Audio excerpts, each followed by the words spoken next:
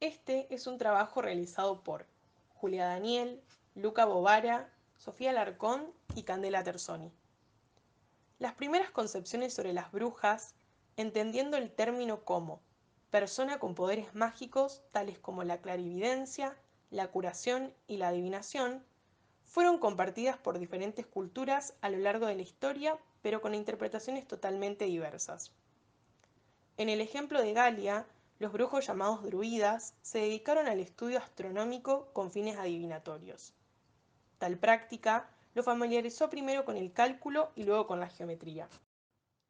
Sus conocimientos fueron apreciados y admirados por toda la población galesa, y su sabiduría era tan respetada que los reyes ya no podían tomar decisiones sin su consejo. Tenían una gran influencia en la vida social y política y organizaban sacrificios sagrados en los que toda su esfera pública participaba, mientras que en la esfera privada estudiaban el mundo para ampliar sus conocimientos. En el concepto de esfera pública de Hannah Arendt se plantea que el hombre que podía acceder a esta era solo quien tuviera sus necesidades económicas satisfechas. Por el lado de la esfera privada, se plantea la cuestión biológica conectada directamente con la reproducción y el rol de la mujer relacionado a la supervivencia de la familia. Creemos entonces que el rol de las brujas sería una amenaza para el orden establecido que rompería con la reglamentación de que solo los hombres podían acceder a los asuntos públicos. Durante la Edad Media, la verdad de Dios era la única que podía afirmarse con certeza incontrovertible.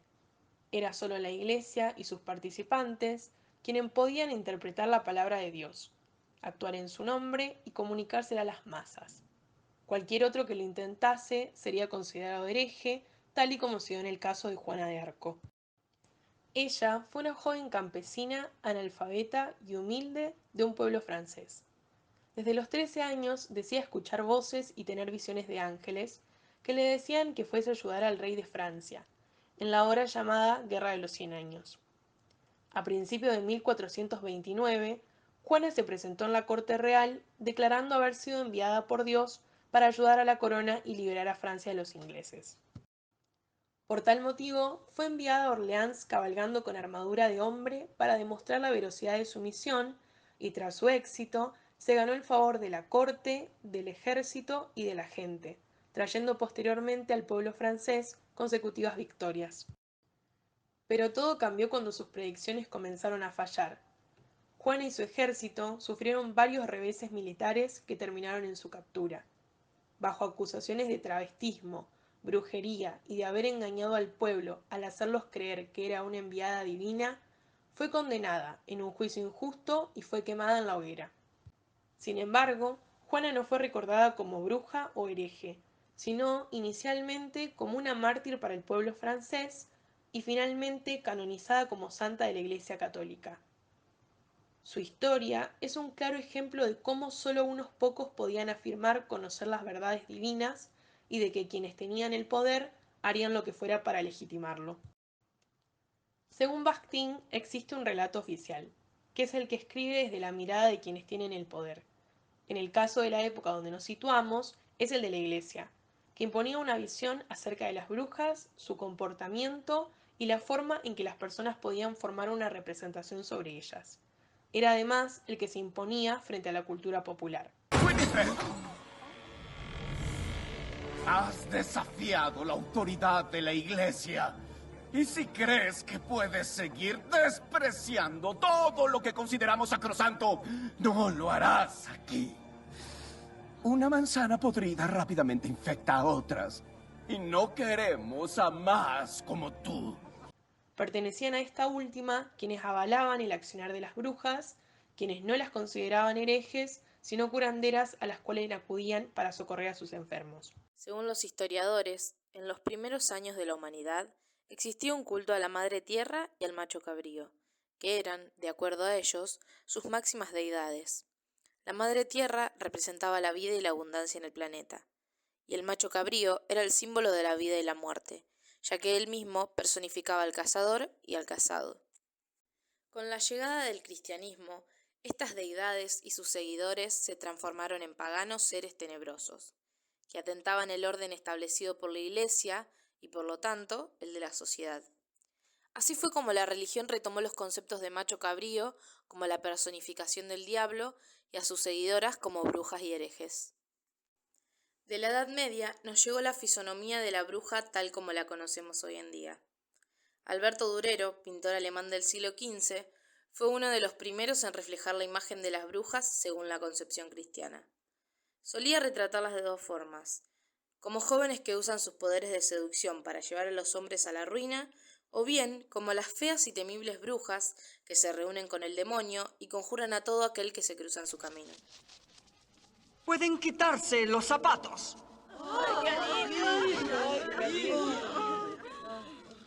Pueden quitarse las pelucas.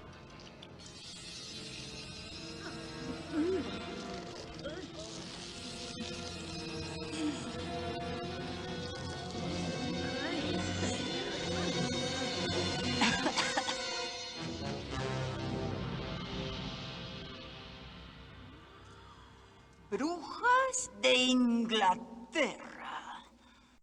Entre las representaciones más características en relación a las brujas, y por lo general mal interpretadas, se encuentran algunas como la estrella con 5 picos, que no representa un símbolo diabólico, sino los elementos de la naturaleza, aire, fuego, agua y tierra, y el pico que va hacia arriba representa al espíritu.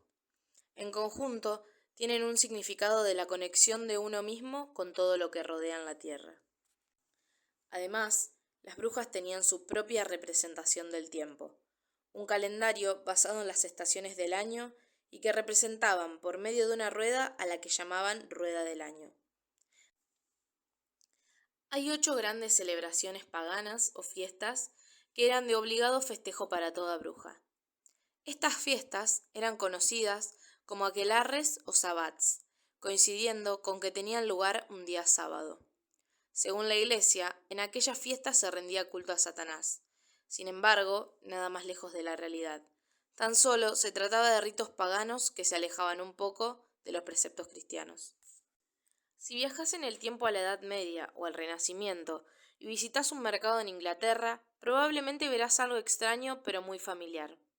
Mujeres con sombreros altos y puntiagudos, y en muchos casos paradas frente a grandes calderos. Pero estas mujeres no eran brujas, eran cerveceras. Otras de las asociaciones más comunes en la representación iconográfica se reflejan en los sombreros altos y puntiagudos y en los calderos. Pero estos tenían una función, que sus clientes pudieran verlas en el mercado lleno de gente, y los calderos eran la forma más fácil de transportar la cerveza. Otro elemento clásico eran los gatos. Aquellas mujeres que vendían su cerveza en tiendas tenían gatos, pero no como seres demoníacos, sino para mantener a los ratones alejados del grano. Justo cuando las mujeres estaban estableciendo su presencia en los mercados de cerveza de Inglaterra, Irlanda y el resto de Europa comenzaron la Reforma. Este movimiento religioso se originó a principios del siglo XVI y predicó normas de género más estrictas y condenó la brujería. Los cerveceros masculinos vieron una oportunidad para reducir su competencia en el comercio de la cerveza. Y fue así que empezaron a acusar a las cerveceras de ser brujas y de usar sus calderos para preparar pociones mágicas en lugar de alcohol. Desafortunadamente pasó algo increíble. Todos se creyeron los rumores. Con el tiempo, se volvió más peligroso para las mujeres practicar la elaboración y venta de cerveza, porque podrían ser identificadas erróneamente como brujas. En ese momento, ser acusado de brujería no era solo un hecho mal visto en la sociedad, sino que podía resultar en encarcelamiento y ¡Serán sentencia. mías!